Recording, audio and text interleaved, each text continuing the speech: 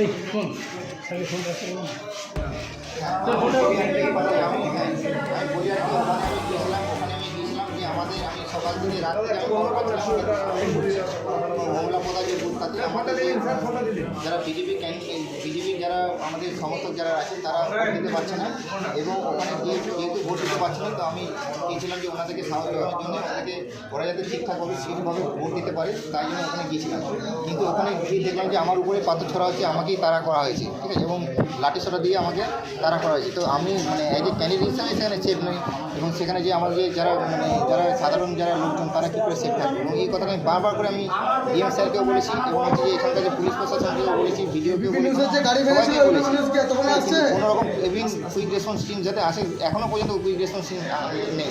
আমি না হয় এখানে হসপিটালে চলে এসেছি, এখনও এখানে সেফ নেই, ওরা হয়তো এখানে চলে আসতে পারে।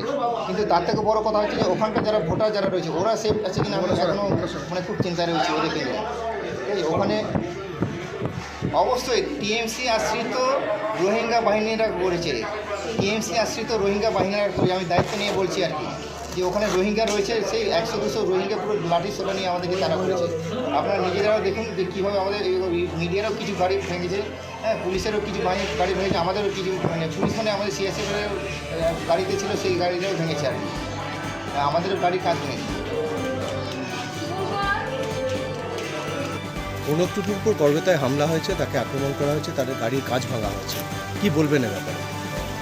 না, এটা তো সব শোনা কথা, তো এটা তো কতটা সত্যি কতটা মিথ্যে সেটা আমার জানা নেই। তবে যদি হয়ে থাকে তাহলে এটা তো আমাদের প্রশাসন আছে, সংবেদনশীল প্রশাসন আছে, ওনারা অবশ্যই এই ব্যাপারটা সহানুভূতি সহকারে দেখবেন। এই ঘটনা কি নিন্দা করছেন আপনি? হ্যাঁ, অবশ্যই নিন্দনীয়, কারণ যেখানে গণতান্ত্রিক পদ্ধতিতে আমাদের ভোট হচ্ছে সব জায়গায় শান্তিপূর্ণ হবে, সেখানে এই সমস্ত ঘটনা কিন্তু নিন্দনীয় ঘটনা। এটা কি আপনাদের দলের লোক করেছে? না, সেটা বলতে পারছি না, এটা তারা করেছে সেটা আমার জানা নেই। না, হতে পারে, এটা তো তদন্ত সাবিকা প্রশাসন দেখছেন, তারপরে সমস্ত কিছু সত্য মিথ্যা কতটা কী হয়েছে সেটা জানা যাবে।